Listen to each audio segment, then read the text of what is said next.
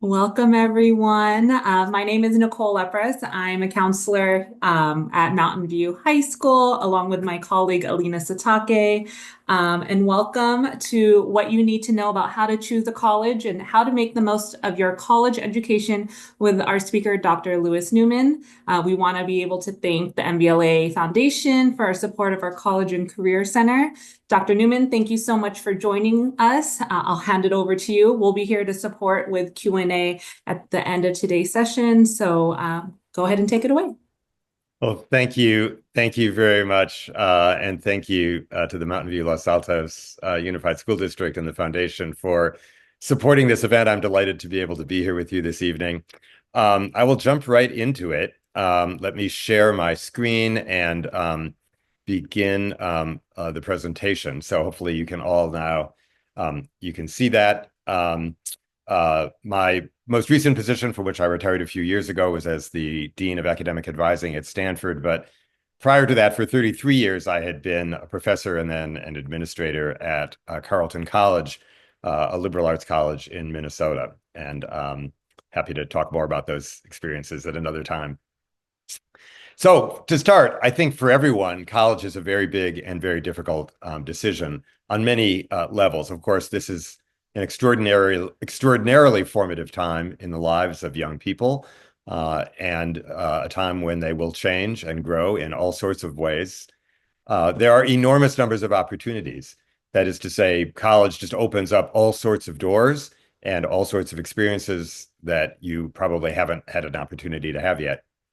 There are an enormous number of colleges to choose from, approximately 3,800 accredited four-year colleges and universities in the United States alone. I don't know anybody who looks at all 3,800 or even a significant fraction of that. But nonetheless, if you think about it, there are just an enormous number of possibilities. And maybe more importantly, it's very difficult sometimes to evaluate the distinctive character of those different schools and to make an informed decision about the differences between the schools you're looking at. Needless to say, it is an extremely expensive decision, even with the benefit of financial aid, which many, many students receive. It is still among the most expensive decisions that any student, certainly any family, ever undertakes. It will shape who you meet and the next steps in your life in a whole range of ways. It is nonetheless not necessarily as big as you might have thought, and here's why. There are many, and this is very important to remember, there are many very prominent and successful people who went to colleges you've probably never heard of and almost certainly never considered. And I say that because, especially in the area in which we live, I have sensed over these years that there is a very strong push for students to apply to the very most selective colleges that they can, Ivy League schools and what we call Ivy Plus schools, schools that are sort of maybe a half tier below the Ivy League schools, which are extremely difficult to get into. And people assume that somehow that's the goal. And I want to suggest to you that getting past that obsession with prestige is a very important first step in this process. There are lots of commonalities when you begin to look under the hood, if you will, in terms of the requirements and extracurricular opportunities that are available at colleges that you're likely to be considering. And maybe this is the most important point on this slide. You can truly get a very fine education at any accredited college. I know something about the accreditation process that colleges go through on a regular basis. They are extremely extensive. They make sure that every institution is offering a quality education, is financially sound, and so on.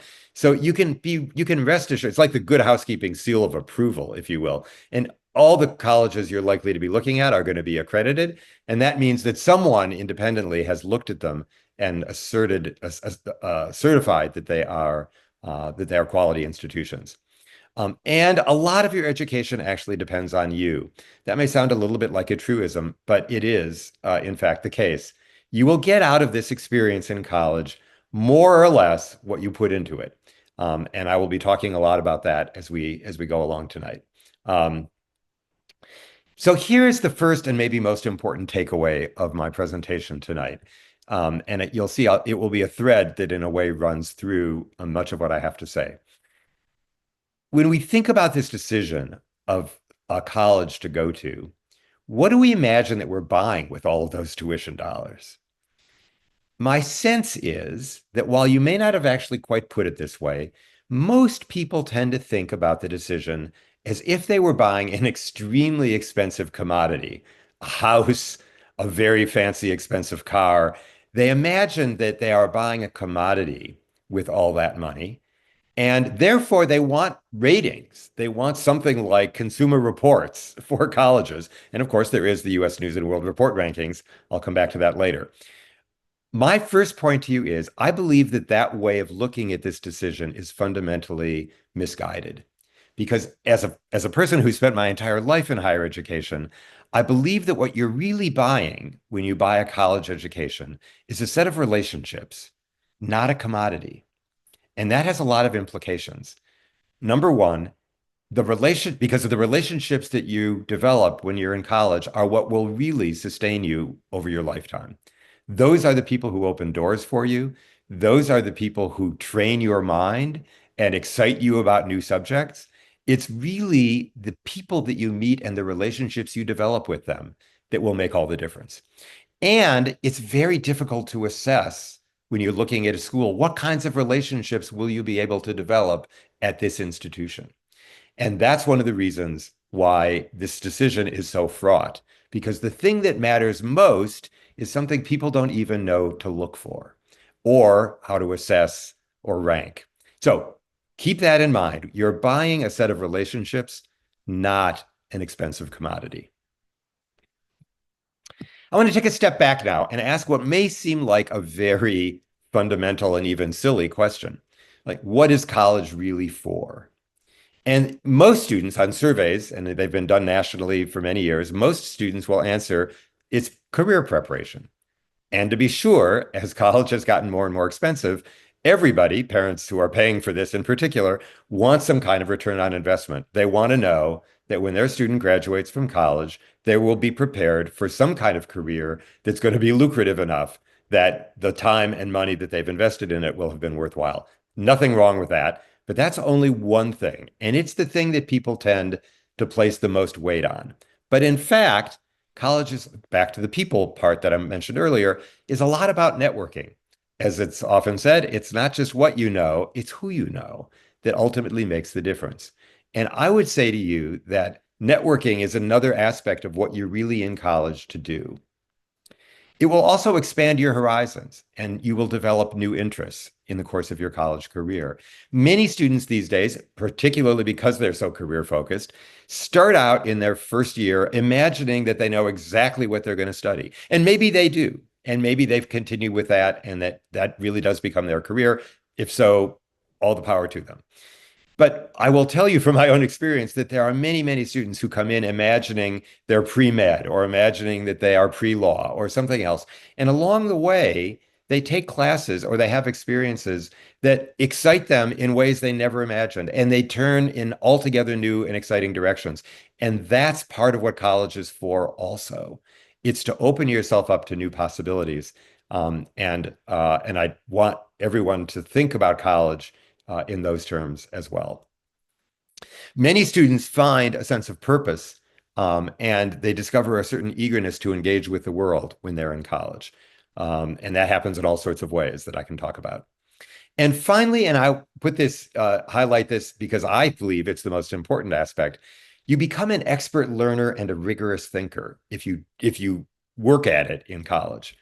That's really the benefit of college, which is what employers have said repeatedly on surveys that have been done. Fortune 500 CEOs have responded to this question on many surveys.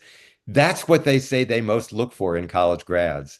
Students who can think clearly, who can express themselves well, who can solve problems independently.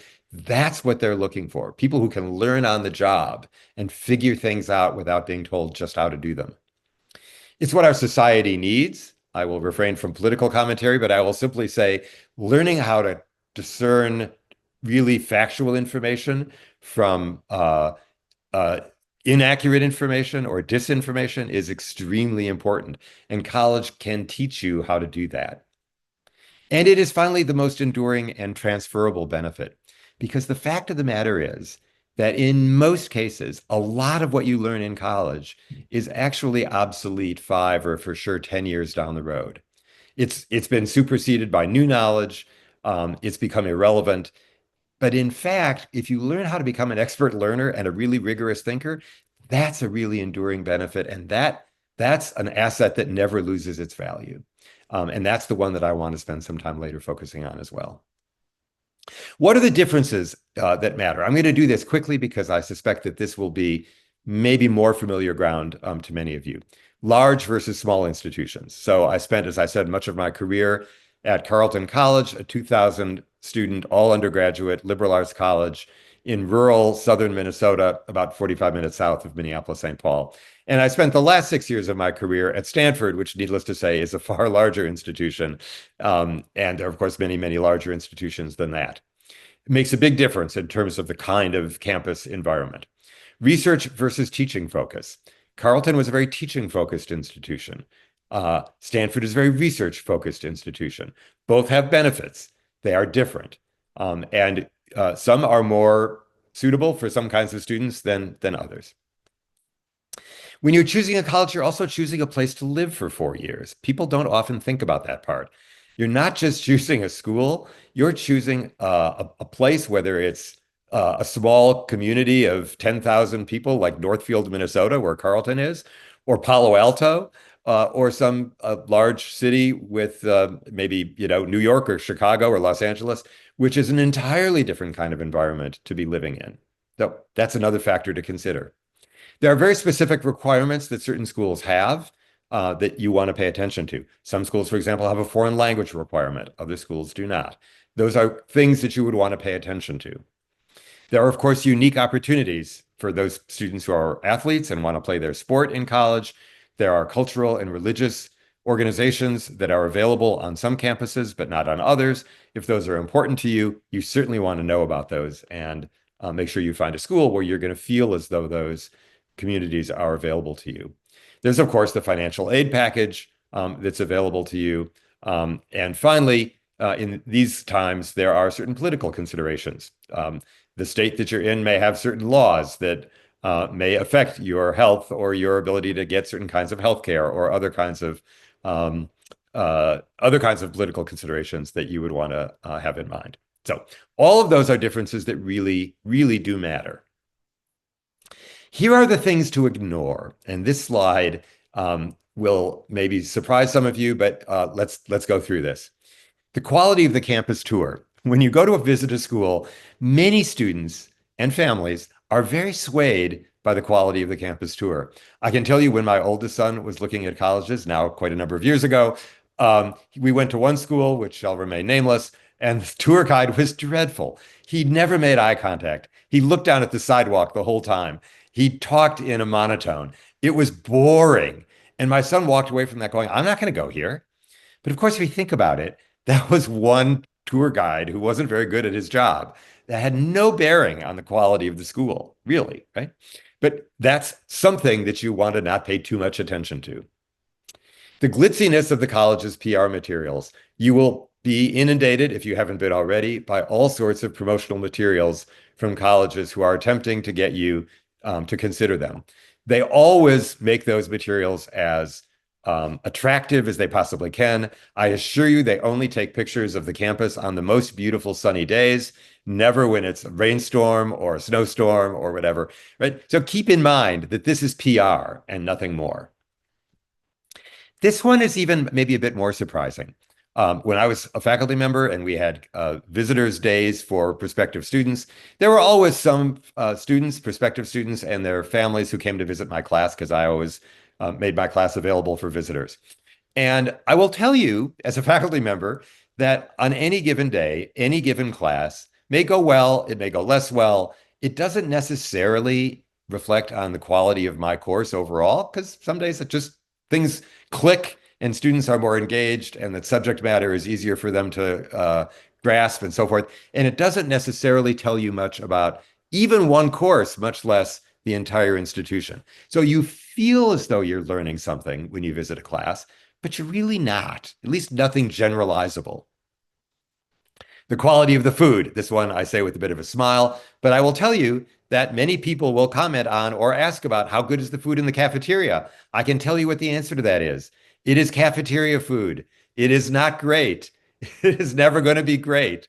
But it is definitely always adequate, and there's usually a fair variety. So all said, uh, put it in perspective. After you spent all this money and 4 years in college, when you're out as a graduate 5 years hence, you're not going to look back and say, that was a great college experience. The cafeteria food was outstanding.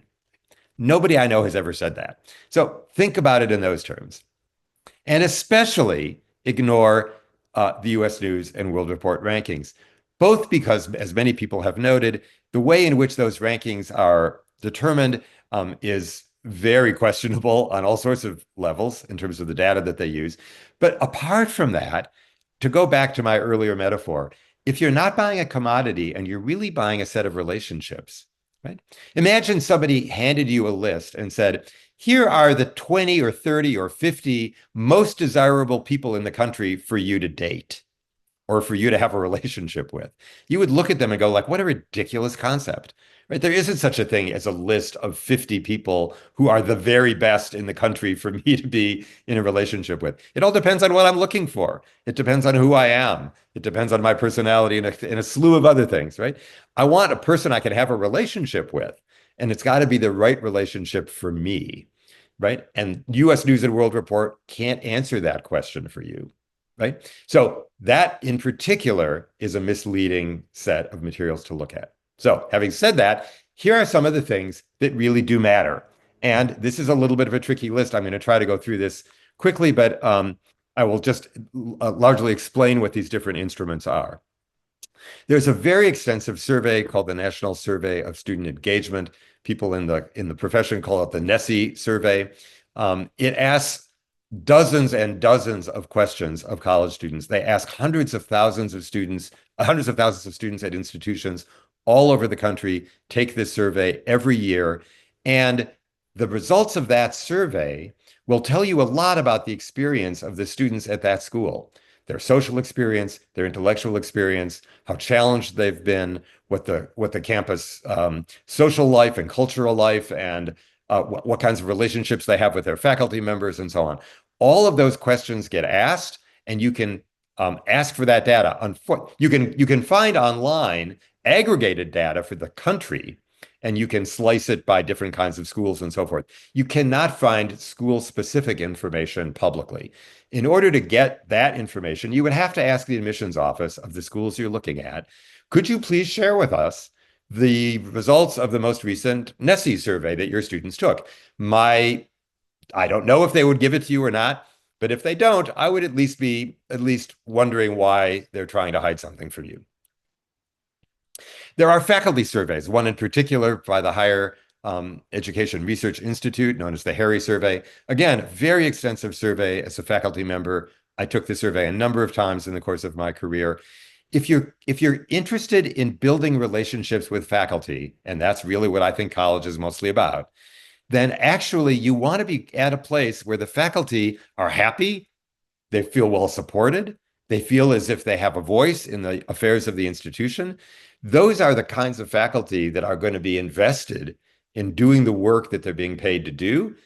You don't want to be going to a school where half the faculty wish they were somewhere else and they're unhappy and they're burned out and so forth. Those are the kinds of things that survey would tell you. Again, not publicly available information school by school, but if I were you and I were looking at schools, I would certainly be asking whether they would share that information with you. Something called the Collegiate Learning Assessment, or CLA. This is a tool, a whole book called Academically Adrift was written about this. This tests students' critical thinking ability over a period of from the first to the second year of college. Again, you won't find school-specific information about this publicly, but if I were looking, I would be asking schools for that information if their students recently took that test. Every school, virtually every school that I know of, does alumni surveys from time to time. They want to know what their alumni think. They want for one thing, because they want to solicit them for contributions, of course. But in addition to that, they simply want to know how to connect with alumni, what mattered to alumni, what parts of their education were meaningful to them. You want to know what alumni think. I would be asking schools for the alumni surveys. Again, this is all about getting information about the kinds of relationships that these people developed while they were students at the institution. That's information you want to know.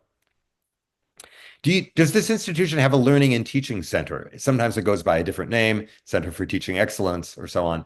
These are units or programs within a college or university that are there to help faculty improve their teaching, maybe develop their research. There are a whole range of different kinds of programs that such centers offer.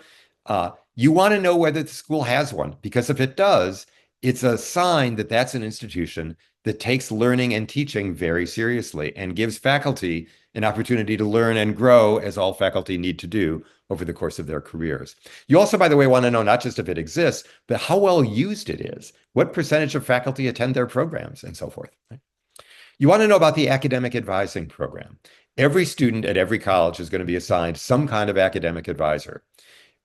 Who that person is, how well trained they are, how long they've been there, how many other advisees they're responsible for. These make a big difference. I ran the advising program both at Carleton and at Stanford. I can tell you that academic advising can often make the difference between succeeding in college or struggling in college. And if you have a good academic advisor and a program that's strong, it can be a lifesaver. And you want to, again, it's about relationships. You want to know who that academic advisor is, how much time they've invested in developing their advising program. And finally, you want to know something about various other kinds of opportunities that the institution offers. Many institutions offer first-year seminar programs, either optional or mandatory. There are what we call civic engagement opportunities, which involve doing coursework that is connected with doing work outside of the classroom with community partners, either nonprofits or civic organizations of one kind or another in the community that are related to the work that you're doing in class. These are really important learning opportunities. Many studies have shown that these are very impactful. And of course, there's the off-campus study. Many students these days do spend some time either out of the country or at least off campus in some other part of our country. These are often very formative experiences. I led a couple of off-campus programs myself during my time at Carleton. They were some of the best teaching experiences I had in 33 years. And I think the students would say they were some of the best learning experiences they had in their time in college. Here are some other quick questions, and I'm going to run through these as quickly as I reasonably can. You want to know about faculty availability and mentorship. Find out, walk through an academic building where there are offices, faculty offices, and see if there are office hours posted outside their office doors. Or find out from someone in the department how often faculty make themselves available to meet with students. You want to ask people on the campus, that is to say administrators, people in the admissions office, what does this institution do to encourage faculty-student engagement? One example, small example. At Carleton, there was a policy that any student could take any faculty member to lunch for free anytime they wanted. So I would get signed in by a student when I wanted to have lunch with the student, and we would have a nice casual lunch together and often get to know one another, talk about classwork, talk about their lives. That was a way that the institution said, we want to make it easy for students and faculty to have informal conversations with one another over lunch, and we'll pick up the tab. I used to love to say to students on the first day of class, there is really such a thing as a free lunch sometimes. Writing requirements and assignments in typical courses. How much writing is going to be required of me here? Frankly, the more, the better. Writing is an extremely important skill, and many schools don't emphasize it nearly enough. If there's a writing requirement, that's great. But in addition to the requirement, the question is, in your typical course, are you going to be asked to do a lot of writing? And the more writing you're being asked to do, I think it's a sign that somebody is working really hard at educating your student. Health services. How close is the nearest hospital? It's a pretty good bet that at some point in 4 years, some kind of accident or illness will happen, and you're going to need some kind of significant medical care, more than just, going in for the flu, right? And also mental health. Of course, services. You want to know how easy it is to get an appointment, how accessible they are, and all of that. These things will ultimately matter. Check out the bulletin board and the newspaper of the school just to get a sense of the culture. What's being written about? What are the issues that people are talking about on campus? Each campus has a distinctive culture and vibe. You want to find out what that is as best you can by spending some time there and talking with students there. Service learning opportunities, I've already mentioned, off-campus study opportunities as well. When you talk to students on a college campus, ask them, what one thing would you change about this school? Not what do you like about it? What would you change about it? Because that will be that will get you much more quickly into the heart of what is really going on in that school and what students really like and don't like. And this last one, I say a little bit tongue in cheek, but it's actually not a bad exercise. Stand around in the middle of a crowded place, maybe between classes when students are moving across campus, right? And pretend to be lost and see how long it takes for someone to walk up to you and offer to help, right? Can I help you find, are you looking for someone or something, right? That is a sign, it's at least one sign that this is a place that's friendly and that people are actually looking out for one another, at least a little bit. Remember, this is the end of this section of the presentation. College is about more than academics, even though they're, of course, very important. There's a lot of other things that are going to happen in your relationships with people in college. Your expectations and attitude matter enormously. You can always transfer. You can take a leave of absence. There's nothing wrong with that. Many students do. It often is the right thing to do, the most sensible thing to do under the circumstances. And I often have advised students to do that. Thinking about a gap year. Both of my sons took gap years between their senior year of high school and when they began college. Again, you want to find out when you get admitted if you can defer for a year. Generally, schools will permit you to do that without having to reapply, but you want to find that out. Sometimes it depends on what it is that you're going to do with that year. But that said, I think that's another opportunity to sort of step off the treadmill for a while, catch your breath, do something else that's interesting, and start college just a year later. And remember, it's not about a commodity, it's about a set of relationships. Finally, I want to say it's really a question of fit, right? You want to ask yourself as you look at colleges, what are your priorities? What kind of student are you? What kind of environment do you thrive in? How adventurous or risk averse are you? These are all factors about who you are and the kind of environment that's going to be most conducive to your living and learning for 4 years. And these are the kinds of things that, again, make any kind of set rankings really irrelevant because they won't answer those questions for you and they won't help you find that fit. Finally, and how competitive are you? Right? I can tell you, for example, and I spent 6 very wonderful years at Stanford. Students can be extremely competitive. If that's not the kind of environment that you thrive in, you want to take that into consideration. Here's another point that I like to make whenever I talk to students and their families about college education. I developed this metaphor in conversation with a good colleague and close friend of mine who is now retired from the University of Minnesota. And we were talking at a certain point, and this is not long after I got into Stanford, and I had many sort of focus groups with students just to learn about Stanford student culture and to learn about the advising program, which I'd been hired to run. And I began to get the very clear sense that many of them looked at their college education in a very, very specific way. They had a very specific destination, typically a job, maybe a very specific job at a very specific company, often in Silicon Valley, in a tech company or a consulting firm or something of that nature. And that's fine. There's nothing wrong with any of those jobs. But that was their goal. Their goal was they're going to Stanford because they want that job at Facebook or Uber or wherever, right?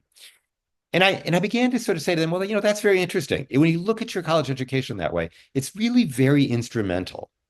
Right? It's like saying, I want to go to Cleveland, so I'm going to buy myself a plane ticket to Cleveland. And think about that. When you get to Cleveland, what do you do with the plane ticket? Right? You throw it out, right? It's used up. It's a one-use item. It got you to one destination. And that's all it can do because that's all you bought is a ticket to one destination. But if you think of your education not as a plane ticket, but rather as a passport, think about the difference. A passport will take you to any destination in the world, right? Even places you may not have ever considered before. A passport is infinitely renewable. It's not a one-use item. You can use it again and again and again. And when it expires after 10 years, you can renew it and do it again and again. And even then, many people will keep their old expired passports in a drawer someplace because they love looking back at the stamps of all the places they visited, because it reminds them of all the places that the journey of the journeys that they've taken.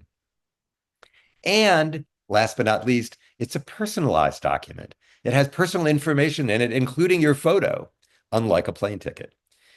Think of your education as a passport, which is infinitely renewable, which can take you to any destination you want, right?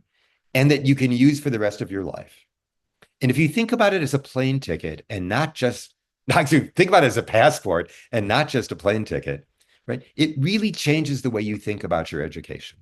And that's maybe the most important single message that I have for you tonight, that I think way too many students are thinking of their education way too narrowly, in a much more instrumental way. Nothing wrong with having a destination, for sure. Nothing wrong with a job, absolutely. But if that's all you're doing in college, you're probably selling this experience short and not, frankly, getting your money's worth. So, moving on to the next piece of my presentation. You get accepted. You're on top of the world. Everybody who gets accepted feels on top of the world, as they should be, particularly if you get into a very selective school. And now the hard part actually begins. And this is another piece of my message to you tonight. So many students are so focused on the admission process that they forget about the fact that that's just the gateway to the beginning of a career of 4 years in college, which they haven't really done much thinking about at all. What's that experience going to be like for them? How can they make the best use of it? Right? That's the part that actually is the challenge. Yes, getting in can be very difficult, of course, but getting the most out of college is a 4 year long process that is also extremely challenging. College is hard in a whole range of ways. It's hard by design. I can guarantee you, as a faculty member, we make it hard. We want it to be challenging because when it's challenging, you learn. And when you learn, you grow. And that's exactly what we're here to have you do. It's not just a continuation. It's not just high school on steroids, right? In a whole range of ways. It's no longer enough to just absorb information and reproduce it accurately, which, again, depending on the school you go to, I can't say specifically about, Mountain View or Los Altos, but in many schools, in many high schools, a lot of the work that you're doing is absorbing information, absorbing knowledge that other people have presented to you, and then being able to reproduce it. The pace is going to be faster. You're going to be expected to do much more of the learning outside of class than inside of class.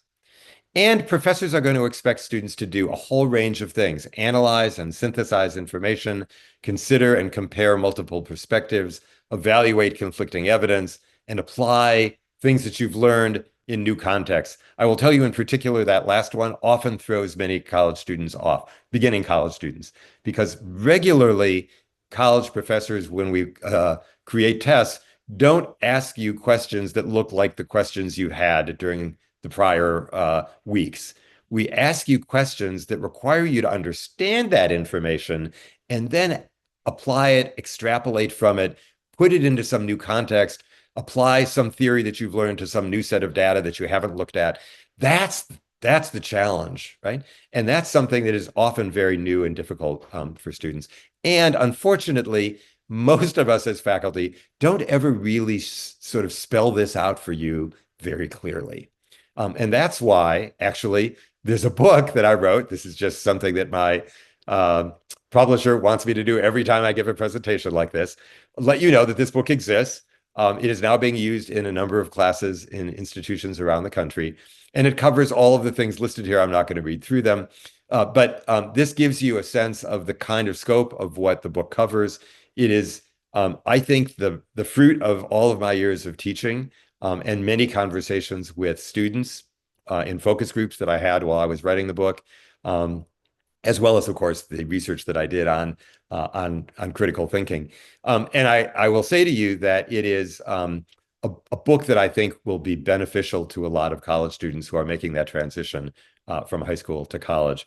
And I also do a pre-college boot camp.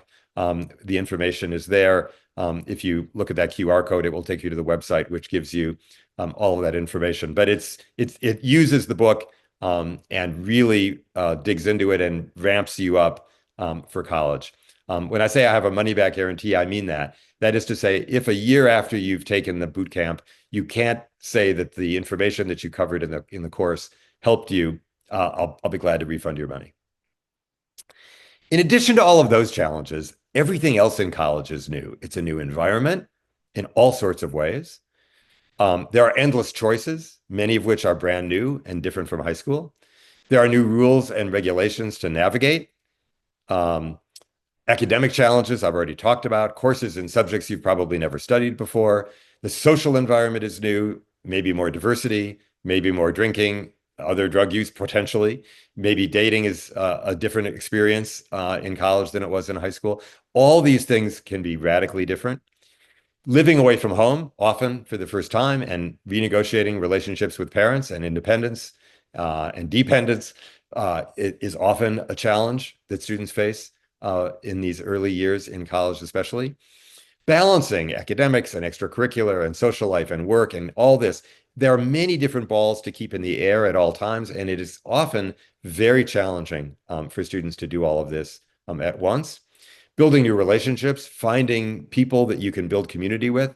Many times you've gone to school with the same students, essentially, many of the same students. You've developed very close friendships, and now you're scattered at places all over. And actually finding new friends and people that you connect with can be extremely challenging. Establishing a new identity in those relationships, all of these things are very, very difficult.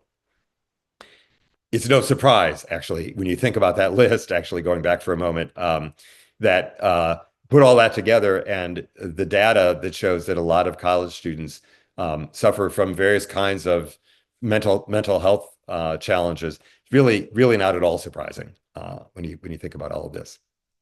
And of course, colleges offer a lot of resources, right? There are medical and mental health resources. There's academic advising, tutoring and academic support, career services, these religious and community centers, faculty, and often other people who are there as support staff as well. Lots of resources at most schools. Again, not necessarily the same at every school, but every school has basically that set of resources. Except here's the problem. Sometimes those offices are understaffed, right? Especially in times when budgets are tight. Services are not necessarily well coordinated. So the work that you do in the Academic Skills Center or the Math Skills Center or the Writing Center is not necessarily going to get back to the person who's your academic advisor. And the person that you may be seeing in the Counseling Center doesn't necessarily share that information or can't really share that information often with the faculty who are teaching you and so on. So there's a way in which these services are sometimes by design and sometimes just by default, not well coordinated. It's not always clear who handles what, and sometimes students feel like they're getting the runaround. This can be particularly the case at very large institutions that are maybe a little less personal, as I say. Institutional policies and practices can be very confusing and frustrating at times. Sometimes circumstances arise and you get stuck not having violated a policy or missed a deadline or something that you didn't even know existed, and all of a sudden you're kind of behind the eight ball, and these things can be challenging. Staff training can vary widely from place to place and from office to office. Staff turnover can be a very significant factor. People come and go in these jobs a lot. I know that for a fact from my own experience. At Stanford, we were hiring new academic advisors every year because there were people who had new opportunities and moved on. And so it was a constant challenge. So there are a lot of ways in which those services, while they're available, are sometimes not as available as you would expect. Here's the message for all of you parents, and I say this now as much as a parent of former college students as I'm saying it in my role as a professor or administrator. Reinforce taking responsibility and taking initiative, and let students know that you want and encourage them to be adults. And to, when they have problems, instead of trying to solve them for them, ask them, how might you work on that? What kinds of things have you tried? What might maybe be another way to approach this, right? Encourage them to do their own problem solving. Know that struggle and sometimes failure is normal, right? Nobody, very few people bat 1,000, right? It's almost inevitable that there's going to be some struggle on some level at some point in your college student's life, right? And normalize that. That is not something, that is not a tragedy, right? That is not a sign of something being wrong. It's just normal. And if you normalize that, it will help them a lot. Promote seeking help. I tell students this all the time when I talk directly to college students. The one thing that I've noticed more than any other in my years working with college students is that many times students are reluctant to seek the help they need. The help is available. They just don't want to admit that they need it. And that's just something you just need to get over because everybody needs help sometimes in life. And college is a pretty good place to practice that. You can help foster critical thinking and self-reflection. When they say something at the dinner table or somewhere else, right, that suggests that they haven't really maybe thought through something very clearly, you might prompt them with a couple of questions that will foster them to, what sort of evidence is there actually to support that view, right? Where have you, what other possible ways are there of looking at that, right? Those are skills that they will develop and use in college, but you also want to be encouraging that now. Encouraging them to set their own goals, right? We all have goals and expectations for our children. It goes with the territory of being a parent. But at the same time, we want them to have goals that they've invested in that are really, truly their goals. I could tell you a number of stories of experiences I had over the years in which a student was struggling because their parents expected them to pursue one particular path academically, and it wasn't working for them and they were having a hard time disappointing their parents, right? That's a parental problem, right? The kids have to find the goals and the meaning in their education for themselves, and help them adjust their expectations, right? Many of you may well be graduating in, with great scores, great grades, top of your class, right?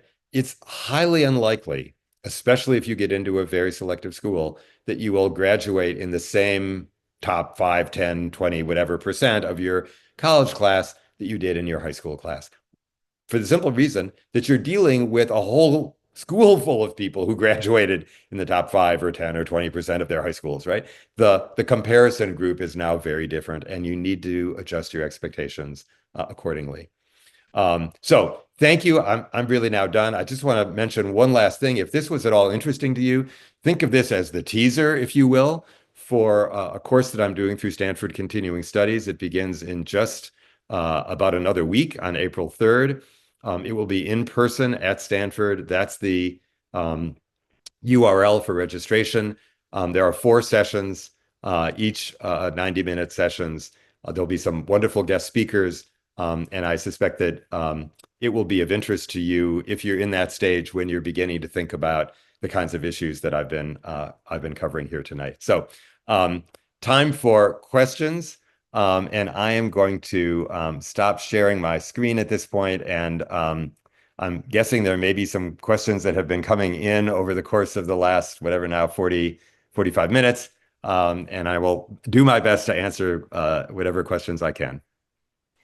Thank you so much for your time, Dr. Newman. That was really informative. I have a junior of my own, and I'm thinking about how I can apply some of these principles in my own parenting.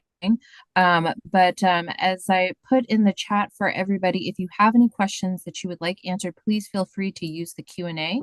The one question I see right now that I was hoping you could answer is a really relevant one for a lot of our students, and that is, how can I figure out what career paths I want to pursue and what I'm interested in? And how do I know which colleges are suited for those particular interests? Yep. So there are a couple of ways to answer this question, because it's a very, very important question, of course, right? How to think about what careers you're interested in. So, first of all, many students have a very limited sense of what career possibilities exist, right? They're largely limited to things that they have experienced directly, right? We've all had doctors. We know what doctors do fundamentally, right? Well, we've all had teachers. We know what teachers do, right? We all have parents and friends of parents, family friends, right, who have different jobs. We may know something about them. And there are many, many more opportunities out there than we probably know about just from our own limited sphere of experience.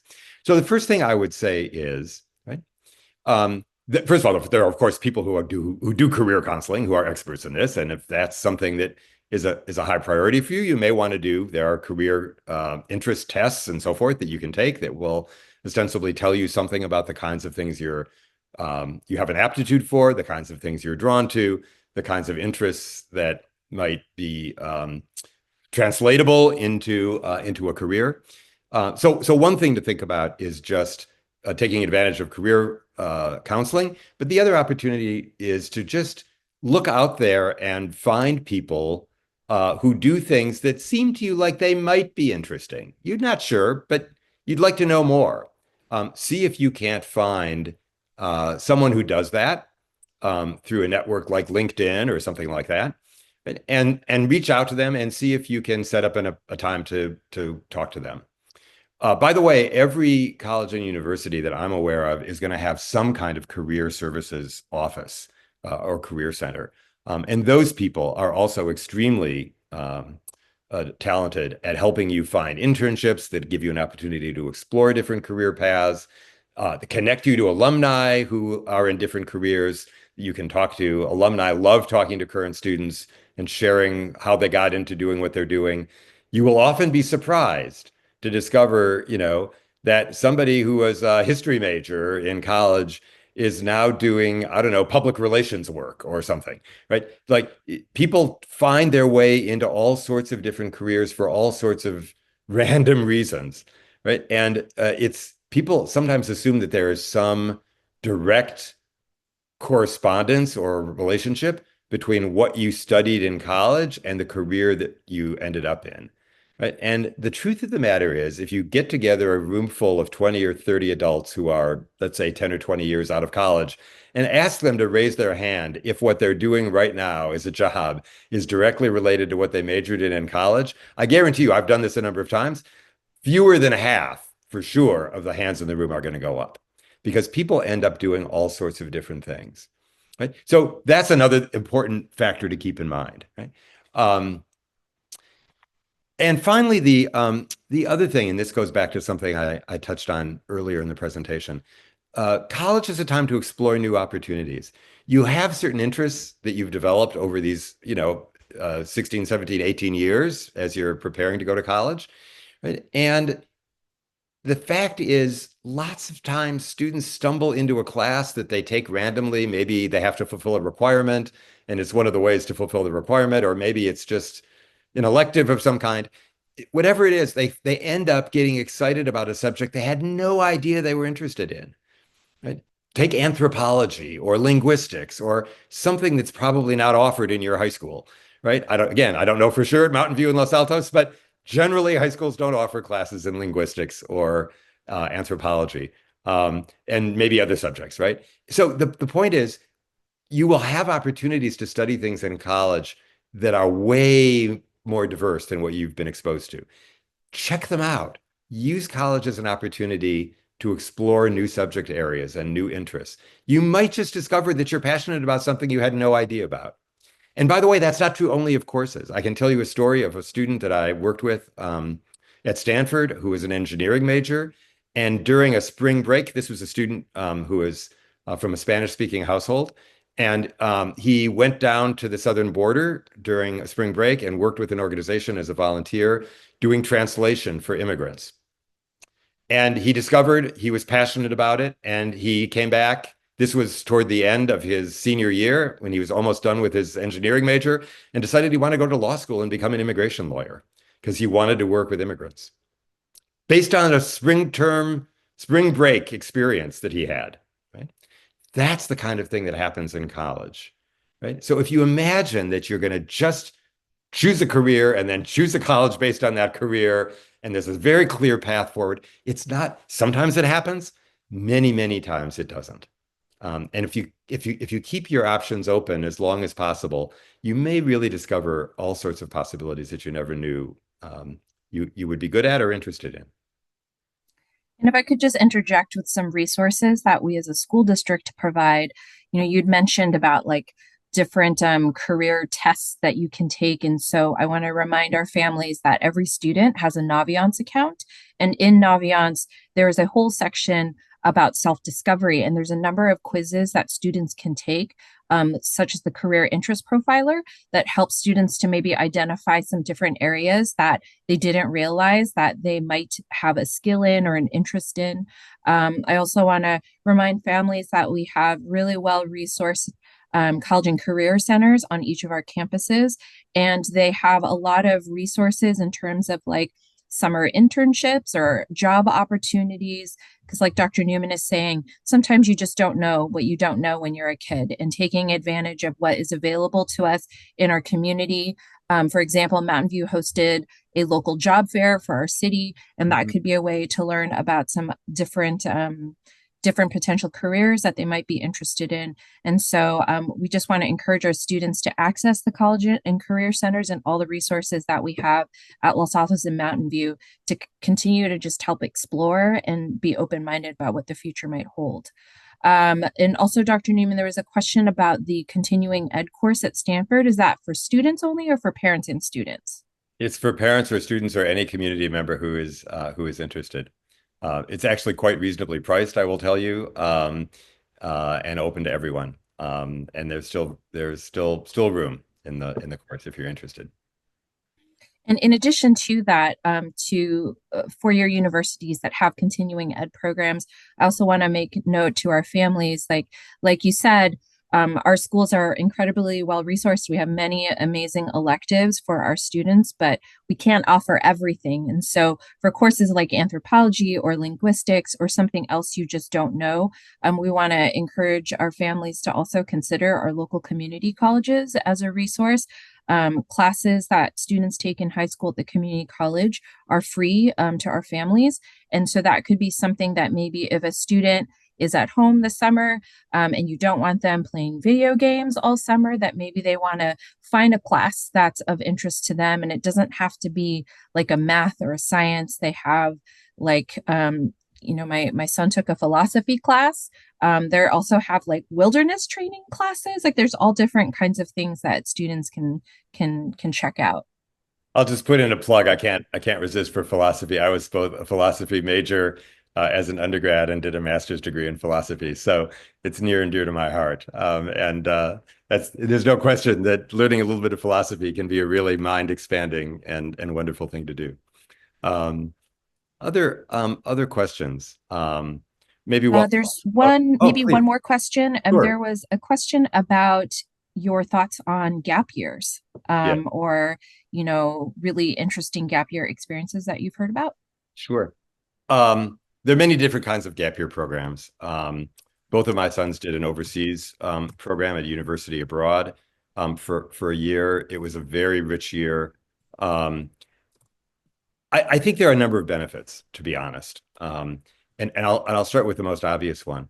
Students work just incredibly hard. If your students are anything like the students that I've been familiar with at Carleton and at Stanford, right? Students are working a lot, right? They are working hard in school. They're often doing volunteer activities. Sometimes they're holding down a job. They're doing a variety of things at home. They've got all sorts of responsibilities. They're juggling a lot of things. They are stressed by this whole college application process, which is so selective and so fraught in a way, right? There's so much happening. And then it feels to me as though if you go straight from that pressure cooker or whatever you want to call it, treadmill, right? Running 100 miles an hour straight into this very intensive college experience, right? You scarcely get a chance to sort of slow down, catch your breath, give yourself a chance to sort of get into college. And then when you're past that hurdle, have an opportunity to go do a volunteer project in some other country or through a religious organization or whatever it might be. But take the time to do something that will enable you to see the world or use a different part of your body or your mind. And generally then you come to college a little more mature. You've been away from home already. You've done some other experiences that put you in a situation where you had to be more independent. All of those things will serve you well in college. And you'll have been out of that kind of pressured, high intensity environment for a year before you start another high intensity environment in college. I just think it makes a lot of sense. Now, there are many reasons why people don't typically do it. But I often encourage people to do it. By the way, I encourage people post college to take a year before they go straight into graduate school or some other thing. Because again, you've been in school your whole life in one form or another.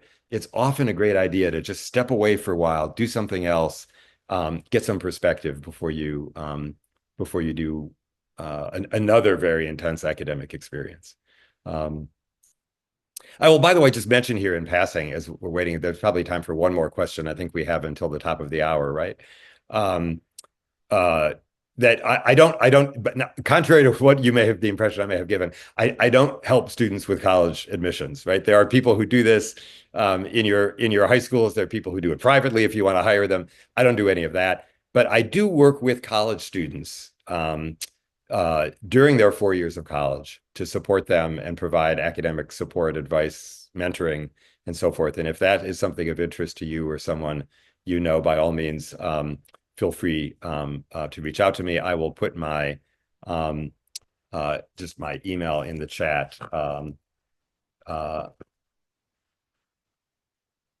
Oops, sorry. Whoops, got that backwards. Sorry, I don't know why I'm typing wrong here.